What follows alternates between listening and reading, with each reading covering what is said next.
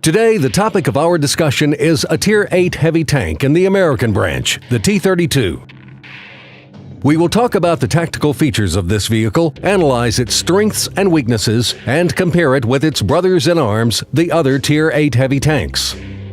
So let's talk about the virtues of this combat vehicle. First, compared to its predecessor, the T29, a Tier 7 heavy tank, the T32 has a very compact size, which is beneficial to the overall visibility factor of the tank. And this, in turn, together with an excellent view range, often allows the T32 player to locate the enemy firsthand and deal damage without being seen.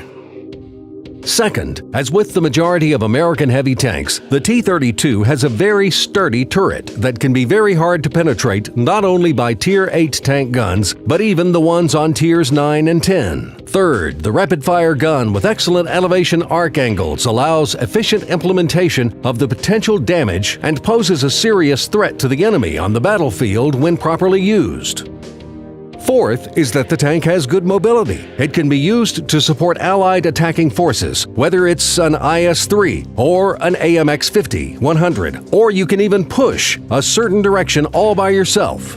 But the tank has its disadvantages. One of the most significant ones is that it has the worst armor penetration and accuracy of any cannon, 198mm, on its tier, not counting premium Tier 8 tanks, which have a more gentle balance distribution and don't often fall into the world of pain. So it's better to combat at short and medium distances, carefully aiming at the enemy vehicle's weak points. Weak armor on the sides and rear can't guarantee protection from low-level vehicles with low armor penetration on their guns. Artillery fire presents a particular threat. Although good frontal body armor and the sturdy turret are capable of protecting the vehicle from the high-explosive shells of an SPG, we still advise you not to waste hit points participating in senseless attacks and to quickly think through all of your maneuvers. After the analysis of the strengths and weaknesses of the T32, it's worth looking at the order of modules to research and the tank's upgrades. Since most of the top-end modules, namely gun, engine, and radio, on the T32 are compatible with the previous tanks, the vehicle's leveling is considerably simplified if your hangar already has an elite T29 by the time you get the T32. In this case, to get the T32 to top-end configuration, you only have to research the turret and suspension. We recommend you research the latter using free experience if possible. Due to the lack of load limit, the original suspension does not allow you to install the already researched top 105mm gun T5E1, and the armor penetration of 170mm on the stock gun is not always enough when battling with higher tier opponents and sometimes your Tier 8 brethren as well. Therefore, before researching and buying the T32, we urge you to fully research and level the previous tank, the T29, which is also a very convenient combat vehicle. So, if you have researched the T32 using free experience or simply have not researched all of the T29 modules, you should first level the suspension, cannon, and the turret, and only then install the engine and radio. Now on to the selection of equipment for the tank. We're already familiar with the American heavy tank's stabilizer that improves the accuracy and motion, and the fire rate improving rammer should definitely be installed on the T32. Through their use, your weapon can fire more accurately on the move, and sometimes you can respond with 2 shots for 1 shot of the enemy. So it can't hurt to know the reload time of potential opponents to properly plan the attack. You can install different modules into the third slot that will be helpful when properly used. This can be ventilation, which has a small, barely noticeable impact on all the characteristics of the vehicle, or optics, which will improve the view range, or enhanced gun-laying drive, which will facilitate aiming at enemies' weak spots. The crew training is quite typical for the majority of heavy tanks, and the T32 is no exception. The first skill to learn for all crew members except the commander is repair, which makes it easy to repair damaged modules. This is a priority skill. Without it, the tank with a broken track turns into a perfect target for watchful artillery, which won't miss a chance to turn your war machine into a pile of twisted metal. The commander's first skill should be Sixth Sense, and then repair, and then Jack of all trades. Second and third skills for the other crew members can be selected at will. Usually it will be clutch braking and off-road driving for the driver, snapshot and armor for the gunner, and safe stowage and adrenaline rush for the loader. You can select camouflage as the third skill for all of the crew members without exception. This will reduce the tank's overall visibility rating. The choice of consumables is quite standard: first aid kit, repair kit, and fire extinguishers. You can take gasoline instead of the extinguishers since the tank rarely catches fire.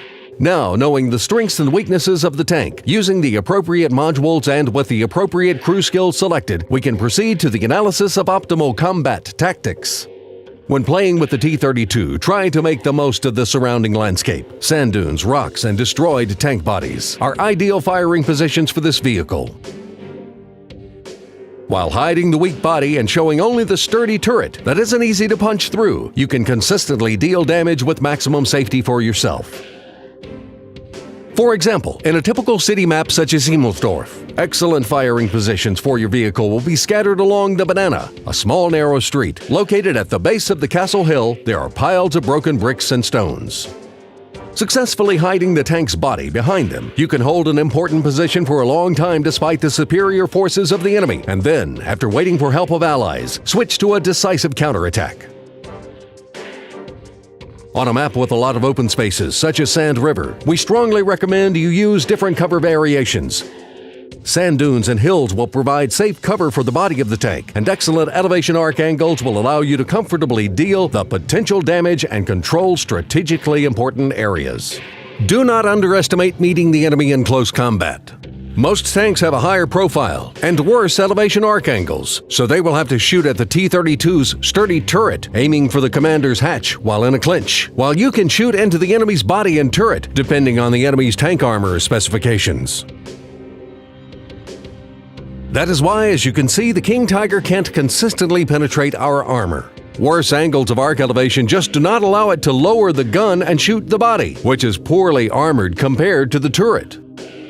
While we can easily aim at the big commander's hatch and consistently deal damage. And since we are speaking about combat tactics against the King Tiger, we should also consider tactics against other same-tier tanks. The VK4502A, the predecessor of the VK4502P, OFS B, is very similar to the King Tiger, so the tactics for dealing with it are similar. This German tank's armor can be easily penetrated head-on through the lower armored sides and rear. If possible, try to initiate a clinch. Then you will have an opportunity to penetrate the enemy's armor head-on through the upper front part. It has worse armor compared to the same part of the King Tiger or the commander's hatch.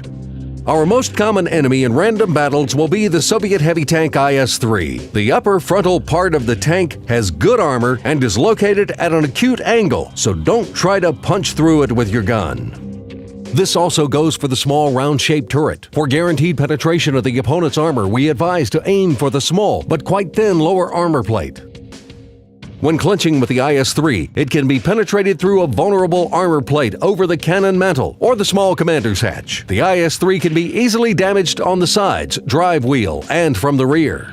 To be victorious in duels with the American heavy T-34, it's worth remembering that the one-shot damage of your tank is lower compared to the enemy, but you have a higher fire rate, so the main goal is to consistently deal damage. Even a single miss or hit without damage can be a fatal mistake. The T-34 can be easily damaged on the front, sides, and rear, but don't try to shoot it in the turret. Like most of the American tanks, it has heavy armor and can't be hurt with your gun's penetration of 198mm. The specific combat usage of the tank strongly depends on the overall level of combat itself. When getting into high-level combat with heavy tanks of tiers 9 and even 10, you should conduct an elaborate and cautious game. Your actions should be coordinated with those of your teammates. While moving with the main attacking force or a bit behind them, supporting them with fire and not taking damage, you will be a great help to the team. Don't go wasting all of your hit points and leaving to the hangar at the beginning of the fight.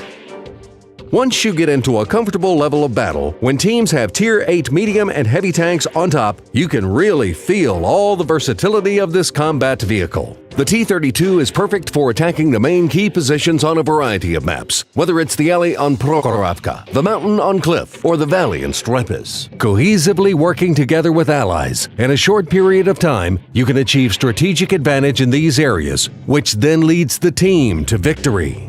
In case there are no other attacking tanks on your team, or you are planning to meet and repel the assault of the enemy, the T32 also feels good on defense. Like when you hold important positions like the village on the map Westfield, the plateau on the map Karelia, or the valley on the map Fjords. Based on the aforementioned, we must conclude that the T32 is a great all-purpose tank. It can be used as an attack vehicle, along with the IS-3, the IS-6, the VK-4502A, the AMX-50-100, as well as a defensive tank like the King Tiger, the Luva, and the T-34. In both cases, the T-32 loses to narrow specialists. Compared with assault tanks, it is inferior in mobility, and compared to defensive tanks, the weakness of the weapons becomes visible because of mediocre accuracy and armor penetration. However, the tank has its own niche, maps with a big drop of relief as well as the tactics in a clinch. In this case, we can nullify the cons of the T-32 and use its pros to the fullest. That is all for today. We sincerely hope that we helped you make a good choice, and we are waiting for the comments on the guide on the World of Tanks forum. Until we meet again.